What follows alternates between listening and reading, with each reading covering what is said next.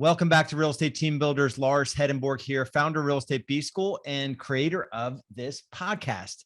This podcast exists to help folks that are in the process of building real estate teams, or you want to build a real estate team, or you're far into building a real estate team and maybe it's just not working out the way that you thought.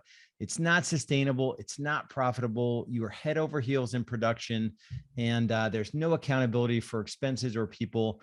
And many of the teams that have achieved a high volume of transactions are not built on solid foundations. So we are here to help you in every way possible. On our Monday episode, we had Todd Tremonti I think he was Dallas, Fort Worth, runs an awesome business. He went into, how he provides a value to his clients that ultimately allows his business to sustain this virtuous cycle where he can bring someone into the business. I think he said like 55 or something percent of his business was referral based, and over 2 million or so in production. And he just runs an awesome business. And his premise, and I agree with it, and we've been teaching it since I think 2015 was the first session on how to scale a referral-based business. And that's the topic that we're going to decide, we're going to jump into today. So the conversation around, scaling a real estate team versus doing it sustainably, oftentimes they're not intertwined, meaning that there are many teams that are scaling, but they're doing it in a way that it's not sustainable, meaning that they're paying for, home search leads. They're giving a lot of money to Zillow or realtor.com. Their business is super buyer heavy, which we don't think that is the way to build a business. It ends up being this sort of, you're always chasing the lead versus providing a level of service that is above and beyond anyone in your market, anyone in the country, in terms of helping real estate buyers and real estate sellers. That is the goal of a business. And we think about it in a way where our survival depends on it. So this is the guiding question for you guys today. So how am I thinking about my business in terms of my ability to scale solely by getting referrals based on the service my team provides, and then also the people So essentially database and referral marketing, right? Let's say you couldn't pay for any leads at all and you still had to scale your real estate team. As an industry, we don't do a great job. We don't, the majority of the industry is still a bunch of solo real estate agents that are doing all the tasks required to get from a lead generated to a lead contacted, to met, to signed as a loyal client, to, under contract, to closing, and then, hopefully keeping in touch and providing value after the transaction. It's just not possible that one person can do all of those things in a transaction, in the life cycle of the customer, right? From not even knowing who you are all the way to keeping in touch with them forever and helping them with future deals. And as a result, I believe most agents, even if they're traditionally successful, they're barely hanging on, and the service is what suffers, right? These agents are, and I say these agents, this was me back in the day when I was scaling quickly. My first year as a solo agent, first full year, I did 44 transactions. It was not based on client care. Right. I was just starting to put in systems around client care that would generate, referrals during the transaction. And that's something that we measure today in the teams that we coach. The other thing I want to talk about a little bit is that these lead providers, the reason you want to take a stand and draw a line in the sand around how you're going to generate new business in the future, and that taking care of your clients is the way to generate business, is that we don't have any friends, right? Zillow, realtor.com, they're not your friend. Their goal is to take as much money as possible from the commission check, right? All the agents going to Zillow Flex. I mean, in theory, I guess there's nothing wrong with Zillow Flex. Well, no, I don't even, it's not even in theory.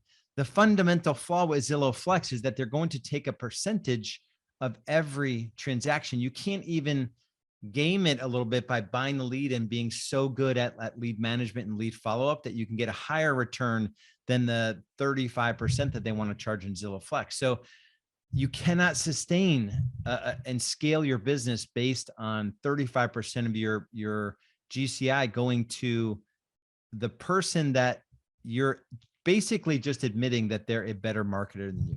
And then you have agents saying, but it's free. It's free. We don't have to pay Zillow anymore. It's like, oh my gosh. And so at some point you have to wrap your head around an economic model and just say enough is enough, right? And there's this quote by Gary Vaynerchuk, and I'm going to read it here. I don't believe in everything but Gary V, his hustle and, work all the time mentality. I don't believe in all of that, but this is really, really good. And I think it's from the book, Thank You Economy. So it's an older book, but he says, I believe we're living through the early days of a dramatic culture shift that is bringing us back full circle. And the world we live and work in now operates in a way that is surprisingly similar to the one our great grandparents knew. Social media has transformed our world into one great big small town, dominated as all vibrant towns used to be by the strength of relationships, the currency of caring, and the power of word of mouth. And this is where, if you're scaling, if you want to scale your real estate team and you want to do it in a way that is sustainable, meaning that the business is going to run mostly without you in it, but it's going to sort of run on its own, meaning you're going to do a great job for your clients and they're going to bring you more business. And it's this sort of sustainable is the word I'm thinking of, but it's a virtuous cycle, meaning that you do a good job, you get more business. You do a good job, you get more business. You're not like, looking for the next paid lead source, which is what the industry is wanting us to do. And I've got this story of my wife and I took a flight on American Airlines flight, and it was the service was phenomenal.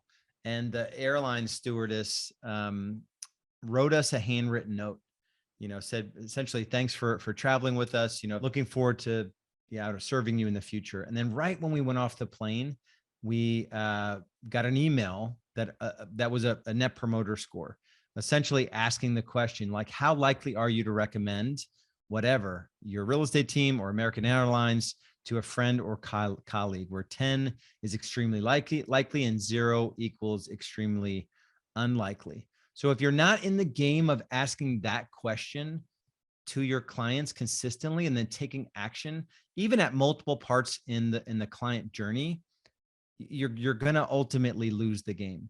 And so we have to rethink our funnel, where the byproduct of doing a good job is more business. And that's where the virtuous cycle comes from. There's a book called Raving Fans.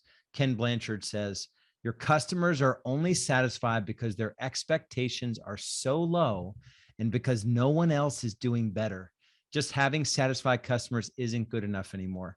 If you really want a booming business, you have to create raving fans. And then we go into the conversation, well, how does, outside of getting a referral, before a client leaves the closing table, so re-engineering and rethinking your process in such a way from the moment you first talk to somebody, whether they're a referral or a paid lead source, but your conversations are moving toward them being blown away, and you're going to get referrals in the actual process of buying and selling, helping them buy and sell.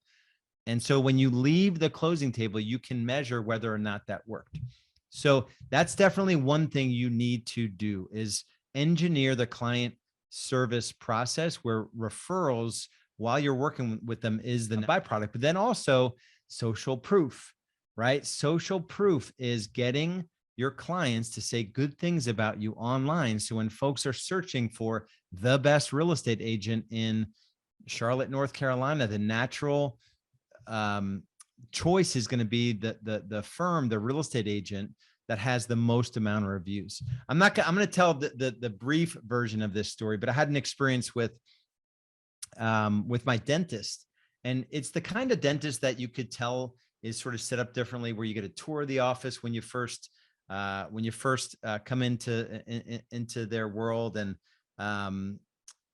it's just a different experience. You can tell that they're scripted and they have a process for everything. So that's the first time I went there, when I was leaving, the person that was checking me out, not checking me out like, hey, checking me out like taking my credit card, asked me a question like, hey, Lars, have you given us a 5-star review yet? And I said, no, I hadn't. And so she guided me through the process of pulling up a browser, going on Google, leaving a 5-star review. And it really sort of blew my mind. And I asked her 2 questions, like, why do you think the owners asked you to do that? And do you get paid like a bonus for it? And I'm having them implement this at the time. And I did that at the time. We were at like 50 or 60 Google reviews, and Google, especially because Google's like 97% of searches. You don't want to put them all on Zillow. Zillow is a paid platform. They can manipulate and do crazy stuff with it. So on Google, we went from 60 to, I think the team has over like 1,400 or something at this point. And that was just 3 years later or so. And so this doesn't happen overnight, right? So you've heard me talk about James Clear, the book Atomic Habits. The most favorite quote from the book that applies to almost everything that we do in life and business is, you do not rise to the level of your goals, you fall to the level of your systems. And so if you don't have a documented plan for client care, we run all of our client care processes, every aspect of the transaction, from first conversation to when we meet them, to when we get them under contract, to when we close them, is all managed via checklists and dialogue, and a heavy or a high level of client touch via Trello, and our members get access to all of it. And so you have to really consider, as you build this client care process as the engine of your business, I believe survival, your survival depends on it, but your success is with this mindset that if every other lead source went away, what would be left? Would I have a viable business? If you answer that question and you can't like emphatically answer it like, heck yes, my whole existence, has existed, and we're scaling our real estate team based on providing a world-class, experience to our buyers and to our sellers, and of course to our team members, right? That's the other part that we're not going to talk about today, but the other part is providing an experience and an atmosphere, a culture, a cadence to your team members that allow for them to serve buyers and to serve sellers in a way that trumps anything that's out there. And Todd mentioned that as well, but we didn't get a chance to cover that today. So hopefully there's some good stuff to grab on in here, and at least just to get you to think about, like, your team and your real estate experience. Is it based on just kind of getting it through, like dragging your client to the finish line, or are you proactive in your communications? Are you scripted in your communications? Right. And if you're not, then you have to just begin to build out those systems and processes. And I would say, in terms of helping you do that, I would go and grab a copy of, I think in terms of the overall picture and the drivers and accelerators and success stories, tangible success stories, go grab a copy of the book, scaleorddiebook.com. There's no charge for it. You literally get a copy. You just give us your email. We email you a copy. I will go to scaleorddiebook.com. I lay out my entire journey. I lay out all the drivers and accelerators, attract, convert, deliver, scale, and all the different facets, and how to go about literally setting up your business in a way where, as you attract, convert, deliver, you have the ability to scale your real estate team to 1 million, 2 million, 3 million, wherever you want to go. And so check that out. And as always, we appreciate you joining us here. If you feel so compelled, I would share this episode or other episodes. Leave us a 5-star review on the service or the podcast player that you use. And much love. We'll talk to you guys soon. Be good.